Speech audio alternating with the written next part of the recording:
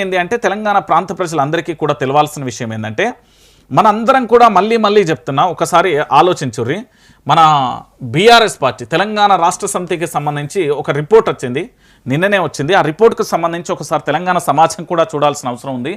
Congress party పని అయిపోయింది.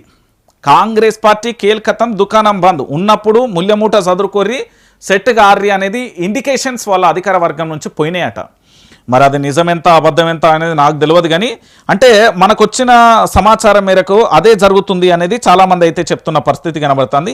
అయితే నిజానికి అలాంటి పరిస్థితి ఉందా లేదా అనేది ఒక్కసారి నేను ఆరా తీసే ప్రయత్నం చేస్తే దాంట్లో నాకు కొన్ని సంచలనమైన నిజాలు వచ్చినాయి. ఒక్కొక్కటి కూడా మీకు చెప్పే ప్రయత్నం చేస్తే, ఎందుకంటే రాష్ట్రంలో ఇంకా బీఆర్ఎస్ పార్టీ మరొకసారి అధికారంలోకి రాబోతున్నది. ఆ పార్టీ ఏంది కాంగ్రెస్ పార్టీ చేయించుకున్న సొంత సర్వేలైన వాస్తవం తేటతెల్లమైపోయింది. ఇప్పటికిప్పుడు ఎన్నికలు జరిగితే బీఆర్ఎస్కు 78 సీట్లు వస్తాయని చెప్తారు. కాంగ్రెస్ పార్టీకి సంబంధించిన సొంత సర్వే, వాళ్ళ పార్టీ నేతలు వాళ్ళు చేయించుకున్న సర్వేలో ఏమనొచ్చిందంటే ఇప్పటికిప్పుడు ఎన్నికలు జరిగితే 78 స్థానాలు బీఆర్ఎస్ పార్టీకే వస్తాయి. 119 అసెంబ్లీ సెగ్మెంట్లలో 78 స్థానాలు వీళ్ళకే వస్తాయని చెప్పారు. అంటే అధికారం ఎవరిది? బీఆర్ఎస్ పార్టీది. ఎవరు ఈ సర్వే చేపించింది? కాంగ్రెస్ పార్టీ. కాంగ్రెస్ పార్టీ చేపించిన సర్వేలోనే బీఆర్ఎస్కు 78 స్థానాలు వస్తాయని చాలా స్పష్టంగా ఉంది. అయితే హామీల అమల్లో ప్రభుత్వం పూర్తిగా విఫలమైపోయింది. ఎందుకంటే వీళ్ళ 6 గ్యారంటీలు 13 అంశాలు 420 హామీలు ఏవైతే ఉన్నాయో అవి పూర్తి స్థాయిలో విఫలం చెందింది. అది అందరికీ తెలిసిన విషయమే. కాంగ్రెస్ జారుడు బండపై ఉంది, ఇక పుంజుకోదు. రాష్ట్ర వ్యాప్తంగా సర్ పనులు మందకోడిగా సాగుతున్నాయి. ఓటర్ల నమోదులో దొంగ ఓట్లు లేకుండా చూడాలి. బీఆర్ఎస్ పార్టీకి సంబంధించిన వర్కింగ్ ప్రెసిడెంట్ కేటీఆర్ అంటూ కూడా చూస్తున్న పరిస్థితి అయితే కనబడుతుంది. ఇక్కడ విషయం ఏంటంటే తెలంగాణ ప్రాంత ప్రజలందరూ కూడా ఆలోచించాల్సిన విషయం ఏంటంటే బీఆర్ఎస్ పార్టీకి సంబంధించి ఇప్పటి వరకు కాంగ్రెస్ పార్టీ దాదాపుగా ఈ 2.5 సంవత్సరంలో ఒక 4 సర్వేలు జరిగినాయి. ఒకటి హెచ్ఎంఎస్ అనుకుంటా something, either wrong or correction, ఎందుకంటే అదొకటి. దాంతోపాటుగా ఇంకోటి ఏంటంటే ఒక 5-6 సర్వేలు అయితే జరిగినాయి. ప్రతి దాంట్లో కూడా బీఆర్ఎస్ పార్టీ అధికారంలోకి వస్తుంది అనేది చాలా స్పష్టంగా ఉంది. మరి అధికారంలో వచ్చినప్పుడు ఇప్పుడున్న ప్రస్తుత మాజీ ఎమ్మెల్యేలు బీఆర్ఎస్ పార్టీకి సంబంధించిన నియోజకవర్గాల ఇన్ఛార్జీలు అదే స్థాయిలో గ్రామాలలోకి వెళ్తున్నారా, మండలాలలో ఉన్నారా, అదే స్థాయిలో ఉండే బీఆర్ఎస్వి కానీ టీఆర్ఎస్వి కానీ అదే స్థాయిలో వెళ్తున్నదా, ప్రజలకు అందుబాటులో ఉంటుందా అనేది ఒక ప్రశ్న. రెండోది సోషల్ మీడియా వరకే పరిమితమైలా క్షేత్రస్థాయిలో వెళ్తున్నారా నియోజకవర్గంలో అనేది ఇంకొక ప్రశ్న. మూడోది అక్కడ ఉన్న ఏదైతే ఎమ్మెల్యేకు సంబంధించి ఇచ్చిన హామీలను నిలదీసే పనులలో ఉన్నారా, రైతులకు నీళ్లు రాకపోతే నీళ్ల గురించి అడుగుతున్నారా, నిరుద్యోగులకు ఉద్యోగాలు రాకపోతే అడుగుతున్నారా, దాంతోపాటు ఆ నియోజకవర్గ అభివృద్ధి చూస్తున్నారా అనేది కూడా ఆలోచించాల్సిన విషయం. ఎందుకంటే రాష్ట్ర వ్యాప్తంగా ఎట్లాగూ బీఆర్ఎస్ పార్టీకి వైపే అనుకూలమైన గాలి వీస్తుంది, గట్టిగానే వీస్తున్నది. ఇది ప్రజాక్షేత్రంలో ప్రజల వైపు నుంచి వస్తున్న మాట. ఇది నేను చెప్తున్న మాటనో మీరు చెప్తున్న మాటనో కాదు. ఎందుకంటే ప్రజాక్షేత్రంలో అల్టిమేట్గా పూర్తి స్థాయిలో బీఆర్ఎస్ పార్టీ అధికారంలోకి వస్తుందనేది ఘంటాబద్ధంగా బల్లగుద్ది బాండ్ పేపర్ తీసి రాయొచ్చు.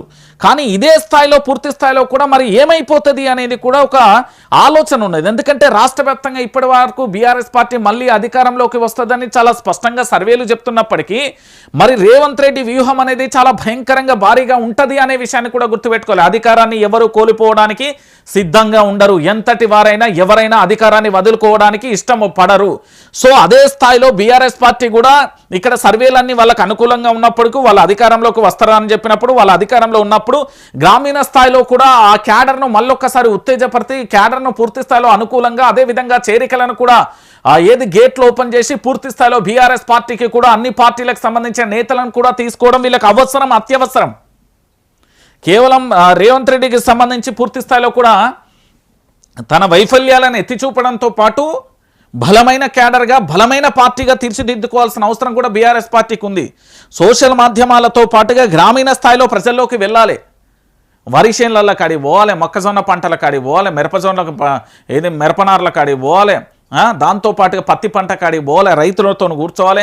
మీకు గతంలో కేసీఆర్ ఉన్నప్పుడు ఎన్ని గంటల కరెంట్ వచ్చేది, ఎట్లా ఎరువులు అందేది, దాంతోపాటు ఎట్లా రైతు బంధు వచ్చేది, ఎట్లా రుణమాఫీ అయింది, రైతులు చనిపోతే ఎట్లా వాళ్ళకు పైసలు వచ్చినాయి, మీ గ్రామాలలో రోడ్లు ఎట్లా వచ్చినాయి, వీధి లైట్లు ఎట్లా వచ్చినాయి, డబుల్ బెడ్రూమ్ ఇల్లులు ఎట్లా వచ్చినాయి, షాదీ ముబారక్ ఎట్లా వచ్చింది, మీ సంక్షేమ పథకాలు వచ్చినాయి, ఇప్పుడు ఈ ప్రభుత్వానికి ఏం వచ్చినాయి అనేది గ్రామీణ ప్రాంతంలోకి వెళ్ళాలి. బీఆర్ఎస్ పార్టీకి సంబంధించిన అక్కడ ఉండే ఎమ్మెల్యేలైనా మాజీ ఎమ్మెల్యేలైనా మాజీ ఎమ్మెల్సీలైనా వాళ్ళు గ్రామీణ స్థాయిలో చాలా బలంగా ఉండాలి. ఎందుకంటే పునాదులు స్ట్రాంగ్ ఉన్నప్పుడే రాష్ట్రంలో ఉంటుంది. వైబు ఎలాంటి సర్వే చేసినా బీఆర్ఎస్ పార్టీ అనుకూలంగా ఉంటుంది. ఇవాళ 78, మొన్న జరిగిన సర్వే 82, అంతకుముందు జరిగిన సర్వే 96 సీట్లు, అంతకుముందు జరిగిన సర్వే 100 సీట్ల పైన. అంటే సర్వేలన్నీ అనుకూలంగా వచ్చినంత మాత్రాన మనం బ్రహ్మరథం పట్టాల్సి ఉంటుంది అనుకోవడం కాదు. మనం ఖచ్చితంగా కూడా బీఆర్ఎస్ పార్టీ అధికారంలోకి వస్తుంది. అదే స్థాయిలో ఇంకా గ్రామీణ స్థాయిలో పని చేయాల్సిన అవసరం కూడా ఉంటుంది.